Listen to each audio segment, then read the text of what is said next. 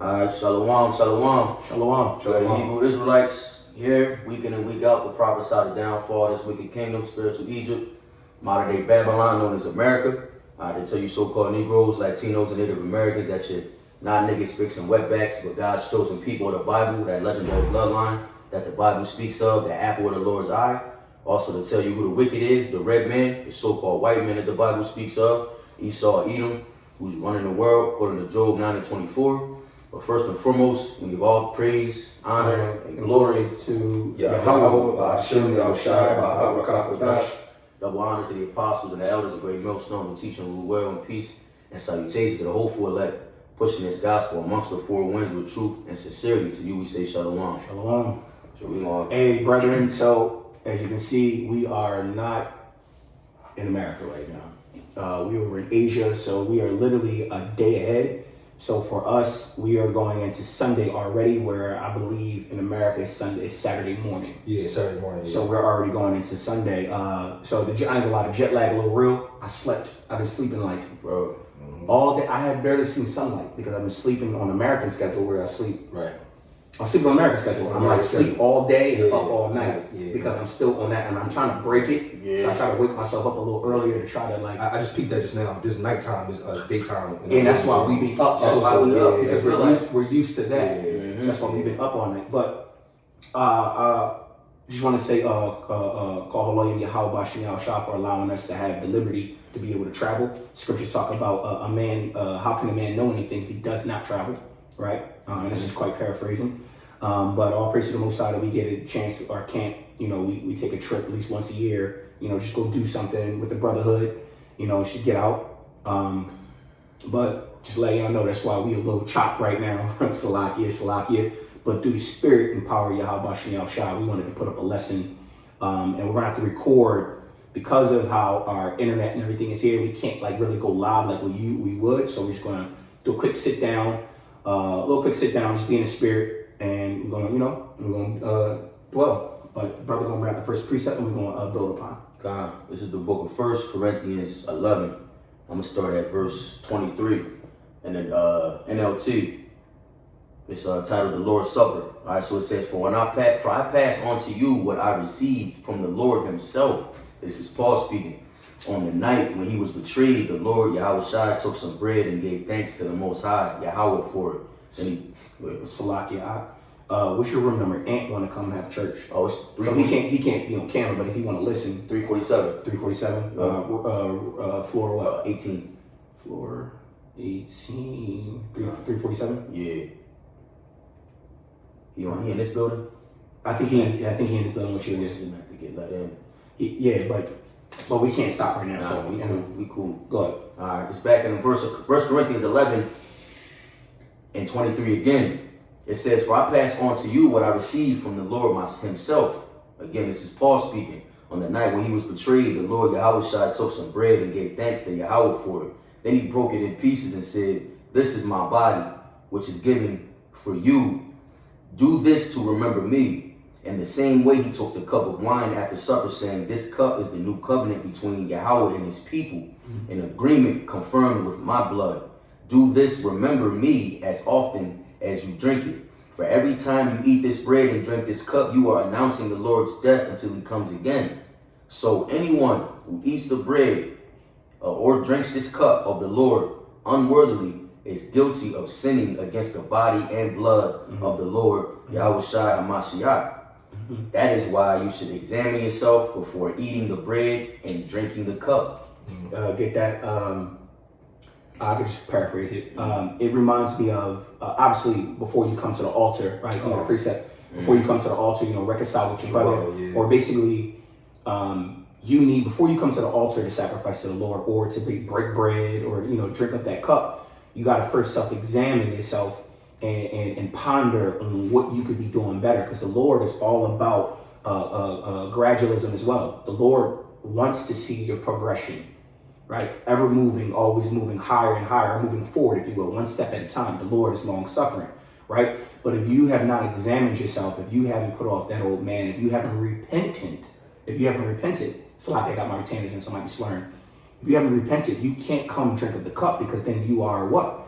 you technically worthy of death. Why is that? Because you basically have come into the altar and you're not worthy of it. None of us are worthy in a sense, but you're not going to be, you won't be justified because you just basically blindly, basically signed a contract and you didn't read the fine line, right? And when you come to drink that cup, right, you got to first self-examine, understand who you are as a person, what you need to correct, repent, right, before you come to the altar and sacrifice, man. Another way, just to land back, another way of saying that is what? Picking up his cross. Yep. Understanding what you've been getting yourself into. Understanding that there's like unseen deadlines every day. Yep. You know, reading, dedicating any time, anything to the Lord that you can. That's just it's mandatory. And if you just, lollygagging through the day, putting it off day to day, you know how that goes. That's you're considered one of those unworthy ones. Yep. I got that word examine too. So edification, it says to test, examine, prove, to scrutinize. It's to see whether a thing is genuine or not. It says to recognize as genuine after examination, to approve or deem worthy. So this is what the Lord is already doing it to us, but we should be doing it for ourselves first and foremost. That's why a healthy dose of shame is beautiful. Shame, right? Remember, you examine yourself, you basically putting yourself under shame. Because when you consider of how short you've come, right? When you consider how far you haven't gone, it automatically humbles you if you have a contrite spirit, and the Lord glorifies in that. He wants you to be humble. We've been watching the show, The House of David. Now, mind you, brethren, obviously, they're not depicting, the Israelites being of the right color, the Philistines being a bunch of Edomites. Besides all of that, one thing that I did like about The House of David first season, I'm not going to ruin the second season, is how, I didn't even watch it yet. So is how Samuel made it very clear that the Lord is not fucking playing. Right? They did depict Samuel as being like, hey, yo, he went in there and killed the heathen. Remember Saul? So Saul had, we all know about the book of Numbers, and when Saul was going around, doing his witch hunts and everything like that. And Saul basically, what kingdom was that? That was not Ammon. It was Achish. It was Achish. It was one of those cities that the Lord told us to go in, destroy everything, keep nothing, none of the spoils, just don't touch nothing. But King Saul was more afraid of the people than he was of the Lord himself. So instead, he captured the king instead of killing him and chained him up to make him a mockery in the Lord's tent. And then he took the goods of all of that kingdom and split it up amongst the elders, right? Elders of the tribes, because it shows you how it was a hierarchy. You had the king and you had the elders of each tribe, and they would bring their armies as tribute to go fight, which is biblical.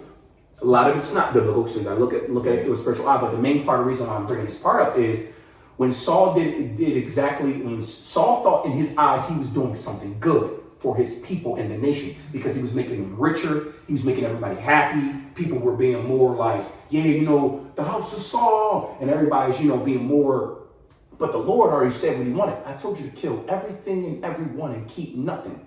So when Samuel came in, everybody got quiet.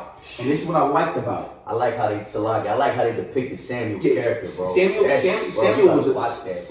was he was strong as shit. So he was strong as shit. He was an old man, but remember, we ain't gonna get into that. Right.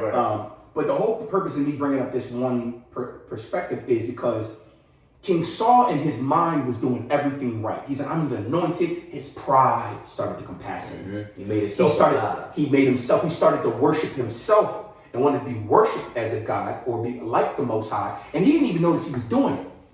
He's like, what do you mean, man? I'm not the Lord's anointed. And Samuel straight told him, yo, bro, God is not mocked. Exact words. God is not mocked. He already told you what he wanted. So Samuel picked up the sword and killed the king. Not killed Saul, the heathen king. The guy he's supposed to kill already. He was supposed to kill. He said, God is not mocked. He picked up the sword and was like, and then cut him down. And then walked out with the bloody sword and was like, yo, and then pulled Saul into a back room Remember? And then he told him, he said, yo, bro, the Lord is not messing with all this, bro. And then Samuel touched him, and the Holy Spirit came upon him. He said, the Spirit is not with you The no Spirit more. is not with you no more. And the Spirit, you see Saul. Bro, the visuals is crazy. Bro, it's crazy. It's how they do it. It's like he's in another, it's like you snap it, it's like he in another world and he hearing shit. Yo, like even David, every time the Lord wanted to speak to David or give him signs, he put him in a different world. It was in paradise. He's like, where am I? And it was an angel sitting there with a sword. And we ain't gonna get to that part. But the whole purpose of me bringing up this one part is the fact that the Lord wants what the Lord wants, and God is not mocked. You must self-examine to see if you're doing exactly what the Lord wants, not based on your own. Remember, get that. Ways of a man, right? Get that. I knew that was good. Get that real quick. And the reason why I'm bringing this out is because examine. Brother brought up the word examine. The etymology of the word examine, what it actually means. So, brethren, kinsmen, according to thy flesh. Right? We must self-examine it daily. Are you putting forth enough effort? Now, mind you, we all fall short. But if you're always longing for the Lord or the face of the Lord, eventually you're going to get to the face of the Lord. And in that show, it kind of shows that the Lord is not mocked. He likes what he likes. And then when he goes to choose somebody, because mind you, the way they depicted David, remember, was born of a... he was born, a heathen mother. He was being born of a heathen mother. Well, Moab mother. He was a Moab. She was Moab. Yeah, his mother was a Moab. Boaz, and was it Ruth and Boaz? Yeah, and remember, they basically were saying they treated David like he was a bastard son. Like Joseph. Like Joseph. They treated, the reason why the Lord chose David is because David was treated the worst out of all his brothers. Yeah. And they show it, bro. And they show it. They wouldn't let him go to war. Stay up there in the fucking fields and tend to the sheep. And then all he would do is play the music and just, you remember David was a... Bro, I ain't gonna check, bro. He be killing it. He played the harp. I ain't gonna lie. Singing on that joint, bro. His voice... He's singing in Hebrew, bro. He sung it in Hebrew too. And then when he was Songs of no, not Song of Solomon. It was a song of I think it was was it Deuteronomy? It was something. It was one of the songs. Hearing the actual Hebrew song, like when you read the scriptures and it shows that Songs of Solomon or Song of this or Song of David, they're actual songs. Bro, he was really putting mixtapes out, bro. Like, David was in that tone playing the doo-doo-doo-doo, and his voice was like beautiful, bro. I was getting chills. Yeah. I was like, yo, bro, whoa. So it's like it's a lot, bro. I'm just no, go ahead, bro. Go ahead. We deep like it's like the spirit dealing right now, bro. Because it's you don't even. I highly suggest you go watch it. If you should be so connected spiritually. You're not even looking at the color of their skin. You look precepts of okay, what happened? Because the house of Saul is waxing. He wants to. They was changing. The house of Saul shall endure forever. Your house of Saul will endure forever. So it's like damn, they was really on that. You know how we read the scriptures? They were speaking it like they were just quoting it. Yeah, it wasn't written down yet. So they were speaking, and someone else had to write this stuff down. Right. So you're literally reliving the scriptures, right? But the whole purpose of that was Saul fell from grace because of what? He believed he was doing everything right. He did not self-examine, and he fell and lost the spirit. Mm-hmm. But in his eyes, Israel was growing as a nation. They were being feared by everyone. People was asking. Remember the Philistines was like, "Yo, is Samuel here sacrificing? Are they worshiping their God?" They showed that. They showed Samuel come. You coming in peace? Yo, they showed that, bro. So when Samuel came to the house of Judah, as soon as they seen him, everybody got shook. And the first thing they said, yo, Samuel, good to see you, brother, but you come in peace. Because they know if Samuel come on the scene, the Lord is in between. And it's, bro, it's so, and we're going to get right back to this, bro. But it's all still on topic. It is, though. It is. Self-examine. Saul fell from grace thinking that he was doing everything right, but because he did not pay attention to the letter or the T, that's what got him hemmed up. Because the house of Saul would have endured forever. We'd have been talking about instead of the house of Saul. It'd have been the house of Saul instead of the Beth Eladah. But we understand why, because of the way they depicted David. David, every time somebody said something about the Lord, every time somebody said something about the house of Saul or anything, he's like, but isn't that not the Lord's? David was like humble as shit. He was the one being treated like shit. But everything was the Lord. But is it not the Lord? But it's not of that of the Lord? Well, I don't know, because we only worship the Lord in this house. Right. I don't know what you're doing. Mm-hmm. And that's why you could tell the Lord took the least of them. Because remember, it says that David was what? That's how the Lord do it. And they showed it too. And they showed it to his older brother. They showed his older brother, Mighty. Two of his older brothers was wrapped. And bro, but he loved David though. He loved David. He was like, he knew that was his little brother. He was like, saved his life though. Yeah, David saved his life, but he loved it. But it's like you brolic ass, and you taking up for Lil, how small Lil is. That's the depiction, right? But favorite line. He said, yo, when he came back, when his dad finally let him go to the war, he said, yo, go take these weapons to your brothers.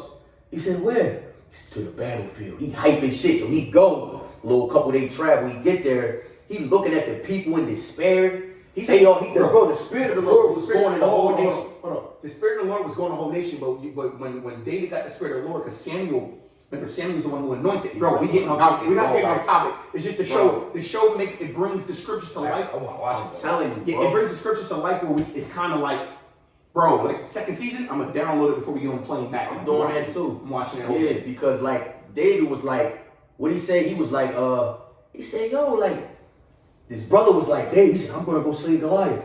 They looking at it, like, yo, David, you stop, like, yo, bro, seriously, sit the fuck down. They all looked at David like he was a pussy. And his brother was like, yo, and everybody, and David had no fear. 2 Timothy 1:7. Literally. When David got the Holy Spirit put on him, because Samuel came and anointed him with the oil, and you see it drip over his face, and then you see he go into some kind of like, bro, boom. that shit. And fire, bro. And when he come back, and like, what was that? What did you do to me?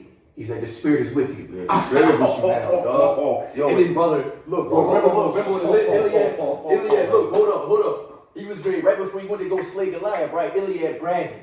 Yo, he said, why aren't you afraid? He said, why aren't you afraid? He turned away, he said, I am. He said, I am. I am afraid. He kept going, bro. He said, I am afraid. And he's like, so he said, I am afraid, and then started praying in his head right away. He's like, Father, he's like, bless the ground that I walk on, or something like, bless my foot one step at a time. And as he started walking towards Goliath, he started walking and he started running towards him. It wasn't like he just started walking, he started running to him. Goliath started throwing these big ass spears. The spears were so big that it was making the ground crack open. Boom, hitting the ground. Bro. One of the spears, you know what? Let me show Nah, you. bro, just chill. I was ready to say that move was crazy. Look, First Corinthians, I was on the plane. Bring that out. It's Proverbs 14 and 12. I'm starting at 11. The house of the wicked shall be overthrown, but the tabernacle of the upright shall flourish. There is a way which seemeth right unto a man, but the end thereof are the ways of death. But the ends are the way of death. So the reason why I say that is because you must examine what you're doing. A lot of people think they're doing everything the right way, but they're not allowing the Lord to guide their steps. And how do you let the Lord guide your steps? You pray in all things that you do. You pray, like prayer is the most powerful thing that we have because it's the only thing that we can actually use to sup with the Lord besides faith. Mm-hmm. But you can't pray if you don't have faith because you're going to pray because you have faith. So when I talk about prayer, prayer is the ultimate piece because if you watch, like I said, the house of Saul or the house of David or whatever, you see the faith that Jonathan had. Even Saul's son. Yeah. Saul's son was, bro. So Jonathan was that. Jonathan, literally, if it wasn't for his dad, he would never die because he was actually with the Lord. He was like, yo, Dad, what you doing? Ain't you not with the Lord? Oh, you going off. You going off. He was checking his dad. He was but guess what? Remember, when the Lord take the favor off you, he had to wipe out his what? Bloodline. Because the house of David. Because he had to wipe out the bloodline because you can't be an heir to the throne if you're going to anoint another. So David's bloodline had to go through. That's like normal for life. But he wanted the throne too. He wanted it, but he didn't really. Then when he found out, he said, "Yo, did Samuel? Yeah, the prophet come visit y'all? Yeah. He said, "Yeah." So once he realized that the Lord was with David, he was like, and he knew his dad didn't know yet because his dad been trying to kill David. Who right. Been trying to kill the anointed. Who's the anointed? Kill him and all his bloodline. So David and his whole family been hiding the fact that he was like, yeah, there's a lion in Judah that will betray you. The witch kept saying nothing of this. Speak nothing of it, bro. It's so good. God, but long story short, Salaki, it is we in the spirit. Bro, that's so fire. It's so fire. So fire. Saul thought he was doing everything right. And when you watch it, it looked like Israel was booming. But then Samuel basically set it straight. He said, yo, bro, if the Lord told you what he wanted, no, and you can't add a jot or tittle to his word. If he say, yo, bro, I want you to go do this to the T. I want you to shoot him twice in the chest, once in the head. That's it. Don't do anything else. And you go in there and shoot twice in the head, twice in the chest. He said, yo, bro, I told you 3, not 4. The Lord gonna off you for it. Yes, that was something as simple as that with how Moses went down. Yeah, look at Moses. Yeah. Moses was upset, so he slammed the staff on a rock, right? To make it, and the Lord was like, all right, cool. I told you what to do though. Yahweh is not playing. This is with the point of Yahweh Shah. Especially, and see, you know what? And Shalakia brothers, and that's also why we need to be very grateful and very fortunate to have Yahweh Shai. Because you can see how the Lord was dealing with these brothers like personally. So it was direct. He was supping with them. Yeah, so it's like that's it. Like ain't no Yahweh Shai between that. Yeah, in the show, Samuel will go up into the mountains and be in there in trances. Yeah. And then he will come down to his wife. He'd come down with his staff. Hey, did the Lord speak to you? Yes, he did. What does he want? Oh, he wants me to go over here. He didn't really tell me, but he's telling me to go this way. He spoke to me, but I'm gonna go on my journey. Yeah. Samuel was on his. He was on his journey. He was on point. Anything the Lord said, he was doing. And that's why Samuel is going to go down as one of the greatest. Yeah, Samuel. Samuel's going to go down. But actually, we already know he got. You can't say nothing. You can't say nothing. Remember, Yahweh Shai went up to the mountain and then turned himself into the spiritual realm. Samuel was one of the ones he talking to. Samuel and represent. It was another brother. It was one of them. Yeah, Moses. I think Moses and Samuel. Or no. I know Samuel had one. But it makes sense because the way they depicted Samuel, like bro. This is why I don't know if we ever could get the money for production and actually do the Bible story the right way. And I was like, bro. Or one of you brothers that's really good with AI, they know how to do all this shit and start throwing and start creating the bro. Because it's a faith booster. It's gonna wake up the rest of the elect, bro. It would literally. You see what it's doing to us. I don't care what color the motherfuckers is. I see this. I see what's playing out, and that's the eyesight, man. Samuel was on the Nazarite law. His beard was long as shit. Samuel's beard was all the way down here. And his hair. Yeah, his hair was braided down. He had a long braid down, and he had his beard long braid. I don't know. He may have. He might have took the Nazarite law. Did you had more than that, bro? Well, remember, he was a judge. He was one of the judges, so I would believe so. And Sam, what tribe was he from? Was he from Samuel? Was he from Benjamin? No, Benjamin. No, Samuel. No. Saul and them was from Benjamin. Yeah, Benjamin. Yeah, and then obviously David from Judah. Damn, Samuel was. I have to check. I'll go and read that. All right, I'm gonna finish up this 1 Corinthians 11. It says, we're back in 29. It says, for if you eat the bread or drink the cup without honoring the body of Mashiach Yahweh Shai, you are eating and drinking Yahweh's judgment upon yourself. Mm-hmm. That is why many of you are weak and sick, and some have even died. But if we examine ourselves, we will not be judged by Yahweh in this way. And I'm going to read this. Look. We will not be judged by Yahweh in this way, like the brother Kamal said. Mm-hmm. Yahweh is not playing. If it wasn't for Yahweh Shai, we would all be dead, because Yahweh, you got to look at it like this. He's one of those super strict pops that don't care how you feel. I told you to do it this way. Even if you do it a centimeter off, you did it wrong. Yahweh Shai, though, is the author and our mediator. He's the one that goes, hey, Pop, he might not have been perfect. Right. But it wasn't for him. Look what he did here. Right. Look what he did here. And it kind of supersedes this. So I'm claiming him as one of mine. You need to, can you fall back on this? Just consider it. Just consider it. And then Yahweh like, all right, if you say so, son, go ahead. It's like, no, but you gave it to me. Bro, because it's real, bro. You know what I mean? You gave them to me. It's real, bro. All right, so like it, bro. I'm sorry. You gotta be correct with the scriptures. Nah, you good. When he transfigured himself, it was Moses and which is basically Isaiah. I would say nah, that's Elijah. That's Elias. Because Elijah wasn't Elijah. He was that bull. Yeah, so Isaiah should be Isaiah. I said it wrong, but that is Elias. Elias the prophet. And it was Moses. Yeah, he's the one that washed Yahweh Shai's feet. It was a third one with him, but no. Yahweh Shai was the third, because they all was in spiritual John. And like, all right, but go continue. I just want to make that correct. It's the point, right? It's verse 32, 1 Corinthians 11 and 32. In the KJV it says, but when we are judged, we are chastened of the Lord, that we should not be condemned with the world. Mm-hmm. Wherefore, my brethren, when ye come together to eat, tarry one for another, and basically wait. And if any man hunger, let him eat at home, that come not together unto condemnation. And the rest I will set in order when I come. I'm going to read that in the NLT, give it context. It says, if you are really hungry, eat at home, so you won't bring judgment upon yourselves when you meet together. I'll give you instructions about the other matters after I arrive. It's just instructions, man. Follow suit. Follow. Right? It's follow the straight and narrow path. Obey is better than sacrifice. Yep. Yeah, obey is better than sacrifice. Because remember, you only sacrifice when you disobeyed. Right. So Lord, why don't you stop killing all these damn animals and sacrificing this food? Just listen to me. Just listen to me. You won't got to do none of this. That's it. You doing, yo, imagine how much energy and time it took to make them sacrifices opposed to just taking it straight and narrow. Bro. Remember, back in the Samuel days, there was no Yahweh Shai, so everything was a sacrifice. Oh, yeah. Right. But everything was a sacrifice. Yo, with these jokers, yo, they was seeing chariots, bro. Miracles. Yep. Yo, It's just, and this Elder Rambam did a lesson on like today it's all faith based. Yeah. You can't find the things that you could back. You it's everything faith based, bro. Everything. If you don't got it, you don't got it, basically. Yeah. Scary hours. All right, it is faith based. Go ahead. This is Acts 3. Acts 3:19. Repent ye therefore and be converted, that your sins may be blotted out, when the times of refreshing shall come from the presence of the Lord Yahweh Shai Hamashiach, from the Lord Yahweh, and he shall send Yahweh Shai Hamashiach, which was before preached unto you.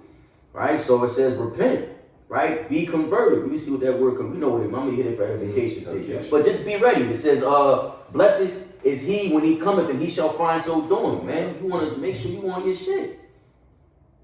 We was just talking about how we ain't feel right because we ain't throwing cause we've been sleeping we've been sleeping all day and up all night. And the first thing I said when I called you earlier, I said, yo, bro, I can't do nothing else today if we don't do something for the Lord. I don't feel right. This shit's scary, bro. But you know what? Guess what? That's what Saul was trying to get back. And it showed you think about it. Yeah, Saul was trying to get that back. Yeah. We still got it because we already was fearing the Lord before we even like, yo, bro, I'm not. Saul lost that. When he lost his spirit, he kept trying to get it. He made a monument on top of the fucking mountain. It said to the house of Saul, not to Yahweh, to the house of Saul, live forever. He was drawn. They was really drawn, bro. Like he's like, he kept using the fact that the Lord anointed him as like, yo, y'all can't fuck with me. The Lord anointed me. I'm anointed. What you mean? You know what I'm saying? So then people like, yo, so his son Jonathan came to him and was like, yo, Pop, I see that you put up a monument to the house of Saul. He said, yo, isn't this the Lord's? His son kept letting me know, hey, yo, isn't this the Lord's? Let's not forget about that wicked ass queen, bro. Oh, yeah, but that's a whole. But that's I know that it goes off. You know right? what? We can do it. It goes off from it because it's not canon to the scripture. Yeah. But what we can do is we can use that for a lesson tomorrow. We can do that. We gonna Lord willing, we start dropping. We'll try to do like these little quick 30-minute sit downs. Because we don't have, like I said, our Wi-Fi ain't the best. But Lord, bear with us. Lord willing, the Lord puts it out there for us. But we can. That could be a topic for tomorrow. We'll go into how a woman has destroyed kings. She was wicked as hell. She was wicked, bro. and then and see how she wasn't worried about. But that's how women are. She wasn't worried about God. She was only worried about where her feelings were, which is what her family. Yeah. Women are not loyal to anything other than their feelings. And her feelings was like, oh, I'm a queen, and my house, my. But she came from her father was a farmer. She came from nothing, bro. But you know what I mean? Hypergamy is a motherfucker, bro. Man, listen. So let's finish this out. This is the word converted. It says transitively, to turn to the point, to the worship of the true power, to cause to return, to bring back, to the love and obedience to the Most High, to the love for the children, to the love, wisdom, and righteousness, right? That's pretty much it. So we want to be converted before the Lord returns, before the time of refreshing. He about to refresh. What's the what's the most purest agent you can do is fire, right? Yeah, that refreshing meaning when he comes in what? He'll come in and destroy the earth with fire and renew it. Or parts of it. Yeah. Well, in essence, the entire war is true. Everything. It's going to be a world war. Yeah. Then you got to think. They're going to be bringing down armies. All the armies. Everywhere where there's Edomites is going to be ICBM nuclear. Yeah. Right. And then there's other lands that the Lord probably we can't even touch right now. We're not even getting to that. Right. But I know for a fact that the Lord got stuff that we already know. So, but the time, that's why he called it the times of refreshing. Mm-hmm. Right. Look, that's the word. It says and it's strong. It says to recovery of breath, revival. That's the kingdom, bro. Kingdom. You know what I'm saying? Mm-hmm. Everlasting. I jumped to that, Joel. Just grab that, Joel. Yeah, get that real quick. We end on that. And then Lord willing tomorrow. It makes sense for the kingdom to not have come this long because it's going to be so crazy. It can't be that fast and come in and John. But wickedness has been reigning for a very, very long time, dog. Mm-hmm. Wickedness is definitely it's for a long time. Like we a little overdue now, bro. I don't think we need another 100 years to see some more wickedness shit. Yo, the fact that you could turn on the TV right now and everything glorifies the alphabet community. Or the fact that you can go to other places in the world and you can tell that the Lord is just not there. Yeah. You know how when the Lord, when Yahweh sent the apostles away, it's like, and gave them that command, go to these nations, but don't go anywhere that my people are not, basically. Right, We're in a place right now where the Lord is not. Right. The Lord is not over here, bro. You could just tell. Now, mind you, do I believe there's Israelites over here? Yes. 100%. 100%. But there's probably so few that the Lord, he might send an angel. A GMS come grab them. Real quick last minute. Yeah, last minute. Go grab them over there. A couple miles over there. But this ain't the place where the Lord. House. This ain't the place where the Lord is like really dealing. And we can see that, man, because these Edomites out here are, you know what? That's for another. We can get into that. That is crazy. That should be another lesson on the hedonism and the barbarism of these Edomites. That's another lesson. There's gotta be what's There's nothing new. There's nothing new, like you said, bro. We don't need another 100 years, bro. We don't need another year of this shit, bro. Everything is already repeated so much that it's compiling over. It's great. It's so confusing out here, bro. It's Job 33. I'm gonna start at finish it up and close up. Yeah, I'm gonna just shit. I'm gonna worse every year too. Yeah, so you would think it's at its peak. It's still leveling up. Like, bro. Shit, wow. We closer to the end, man. Like, you could tell that the Lord is just not dealing, bro. The Lord has removed himself from most places of the earth, bro. God. He literally is angry. And if you watch the House of David, you see the Lord when he angry, bro.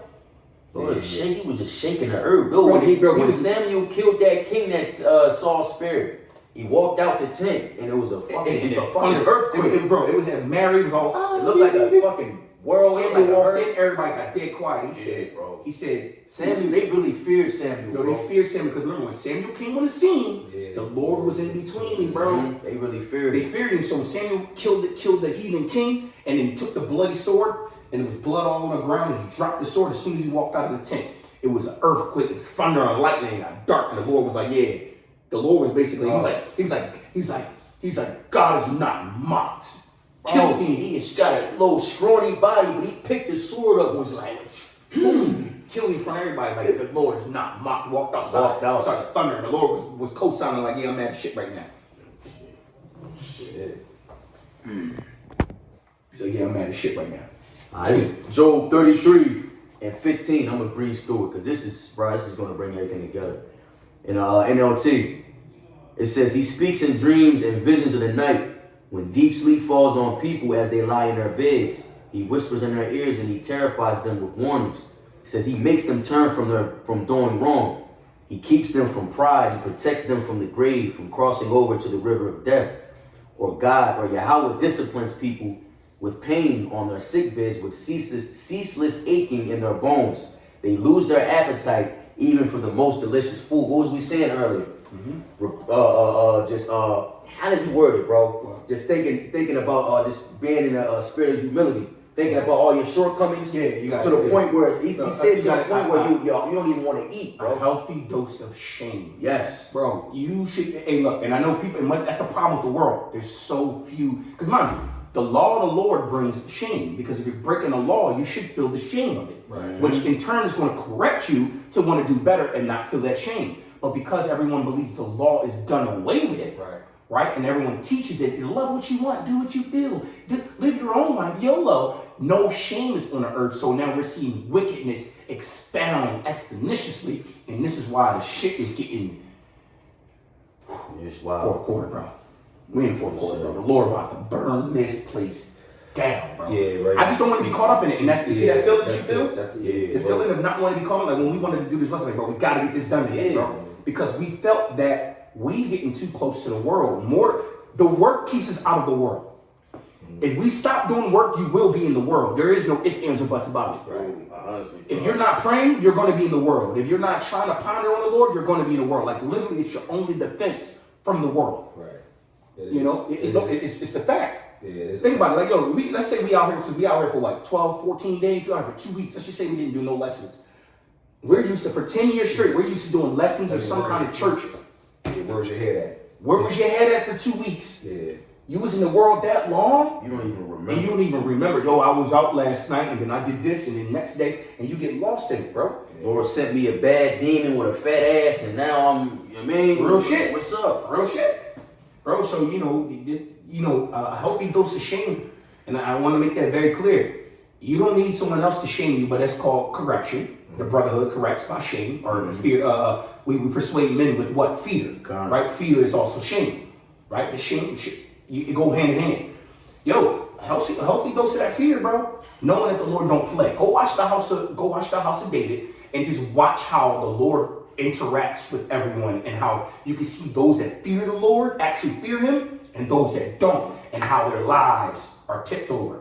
Those that fear the Lord keeping out the mix. Everybody that don't fear the Lord getting chopped up in some kind of way. I see. So, shame, bro. Shame. Go ahead.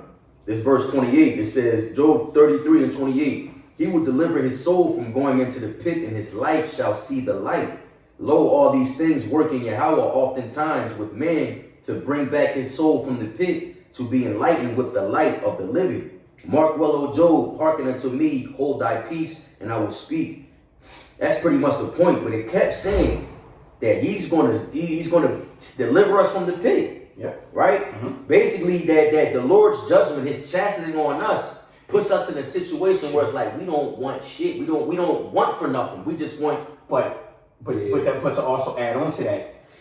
We're taking the chastening down so we won't have the judgment later. You know what? I'm gonna just bring that out again. We can just. You're not gonna have. If you take the chastisement down, the correction and the shame with the fear, it would automatically correct your steps, so you won't have judgment for later. That's why the Lord says, "I chastise those that I love like sons." And if you don't get any chastisement, then you're a bastard and not one of my sons. And basically, you're definitely getting that judgment that's coming, which we're trying to avoid. So you need to be taking as much.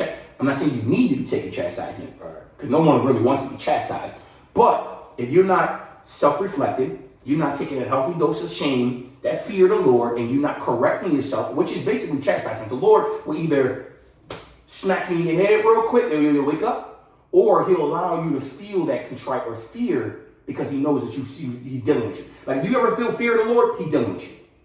If you ever feel like, yo, I don't know, I think I'm doing something wrong, he's dealing with you. Yeah. That's him trying to give you a reminder. Hey, stay on track. Mm-hmm. But go ahead, finish it out. Yup, I'm gonna just bring that out. That's the point. That was the whole point of the lesson. 1 Corinthians 11 and 32. But when we are judged, we are chastened of the Lord, that we should not be condemned with the world. That's it. Take this shit now so you can just sit back later, man. Lord willing, we are accounted. Lord willing, we are accounting for that number. And Lord willing, this was edifying. We will try to put up more lessons while we're out here. Please bear with us with our internet. We're going to upload this. We don't know how long it's going to take to upload. This might take a couple of hours. It might take a whole day. Hopefully, we said 38 minutes. That's why I'm trying to keep the camps to like 30 minutes or less.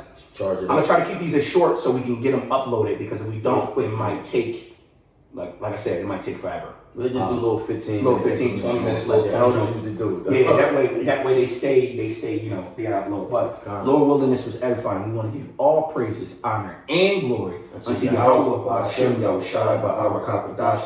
Don't line us to elders and apostles, and shalom to the elect. Shalom, brothers.